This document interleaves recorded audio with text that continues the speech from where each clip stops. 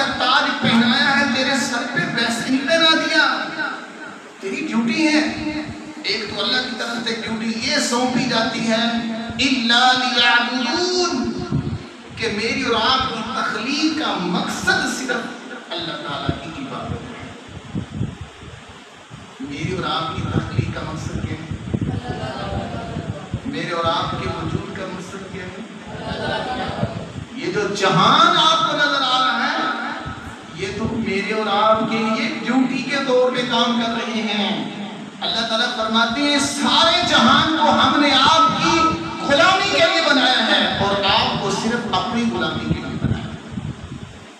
تو پہلے تو مجھے اور آپ کو اپنا مقصد سمجھ آ گیا ہے کہ میں اور آپ بغیر مقصد نہیں بن رہی. پھر اور خوبصورت بات جس اللہ تعالیٰ نے میری اور آپ کی تخلیق کی ہے ویسے ہی کر دی.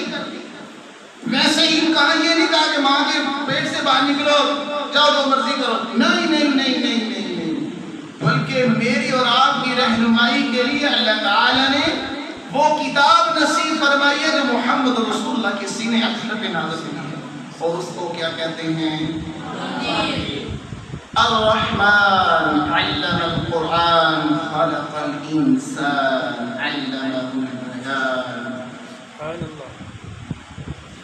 یہ اللہ تعالیٰ کیا کہنا چاہتے ہیں؟ اللہ کہتے ہیں ہم نے تجھے پیدا کی ہے اور اس کے بعد تیری تعلیم اور تیری تربیت کے ساتھ یہ تجھے کتاب ہی عنایت فرمائی جا رہی ہے تاکہ تو جہان کے اندر جائے. جس طرح میرا یہ کلام خوبصورت ہے جس طرح یہ جہان خوبصورت ہے جب تو زندگی گزارے تو تیری زندگی بھی خوبصورت ہو. تو جی میری اور آپ کی زندگی خوبصورت صرف ایک ہی وجہ سے بن سکتی ہے جب میرا اور آپ کا تعلق قرآن سے ہو. چونکہ نبی مکرم جناب محمد رسول اللہ صلی اللہ علیہ وسلم اللہ تعالیٰ نے جو زندگی گزارنے کا اصول اور طریقہ بتایا گیا ہے وہ قرآن کے ذریعے بتایا گیا.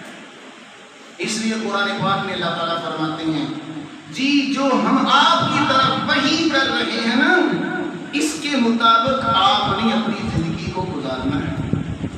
تو جی کائنات میں آئے ہیں اس کا بھی کوئی نہ کیا ہے مقصد ہے.